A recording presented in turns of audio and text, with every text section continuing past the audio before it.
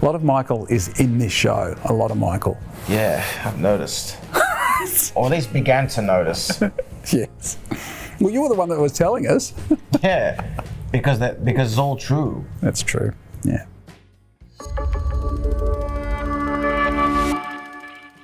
Austin is about a beloved children's author named Julian Hartswood who gets cancelled on social media because he unknowingly reposted a white supremacist. Something about freedom of speech, whatever. Anyway, he and his wife Ingrid were on a book tour in Australia.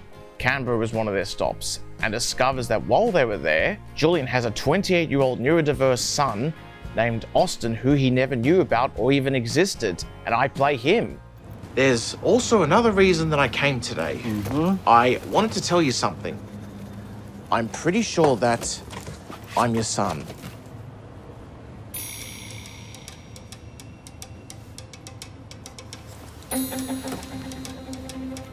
I'm your son.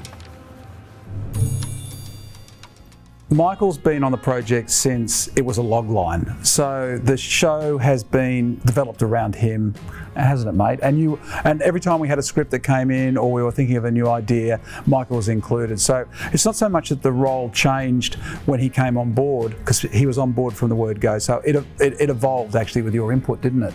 And there's a lot of stuff in the actual show that came from your life, isn't there, mate? That were inspired, I should say. Definitely. Is that what you're wearing? Is that what you're wearing? Well, minus the apron. Acting is the career path that I've always wanted ever since early childhood. But unfortunately, at the time when I was a kid, my mother said I needed a plan B because at the time she didn't think I would have a chance of getting into the industry. But also, to be fair, I didn't have any connections at the time. But not until after Love on the Spectrum happened. Representing the neurodivergent community on screen is actually a huge honor for me because while I was growing up, I was often marginalized and excluded by my peers in high school, and I wasn't invited to many things. And now that I'm changing the world in a way to make the world an easier place for the neurodivergent community, I'm actually quite proud and surprised by my efforts. And I'm going to do my best to continue those efforts because people on the spectrum, and in fact all neurodivergent people, need to be given a chance to prove themselves worthy of employment, love, friendship, anything in life. How many of these questions are about inconsistencies with the Wikipedia page? 18. Maybe we'll skip over these questions. If we skip them, they won't be resolved. Austin, just skip them. Fine. Well, in terms of filming, I'd never really had a particular favorite moment because they were all the moments we filmed were really amazing. I was going to say, what about the moment in London when it was -4 degrees and your ears were really cold? My least favorite moment of filming was when we did our first day of shooting in England. It was bitterly cold, and for me that was torture. And because the costume designer made the mistake of selecting a beanie that was too small for my head and didn't even cover my ears. But it did look good.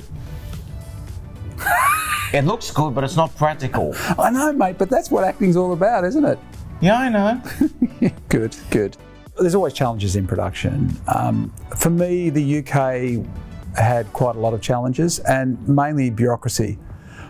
They're used to big American productions in there, so it can take you anywhere from 3 to 8 weeks to get permission to put a camera in a car. Now, we have the same kind of health and safety regulations here, but it made me really appreciate the speed at which we can get permissions and get things happening in this country. We're a little bit more inventive, I think. You know, I remember there was a time where we decided we wanted to shoot in front of Parliament House, because when we were in Canberra, I said, look, let's show a different side of Canberra. Everybody goes there for Parliament House and the politics, right? And then at one point there we went, actually, this scene would work really well if they're having a discussion in the front of Parliament House. And Shannon, our line producer, got us permission to shoot in front of Parliament House in 24 hours. Wonderful idea. Let's do it, Dad.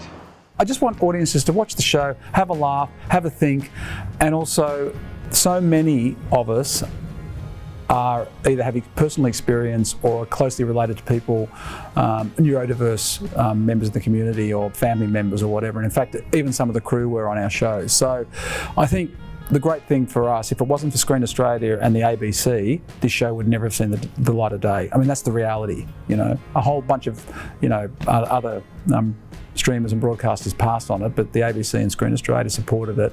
And I went off on a tangent there, but you know, that what I'm saying is, without ABC, Screen Australia, this show wouldn't have got made.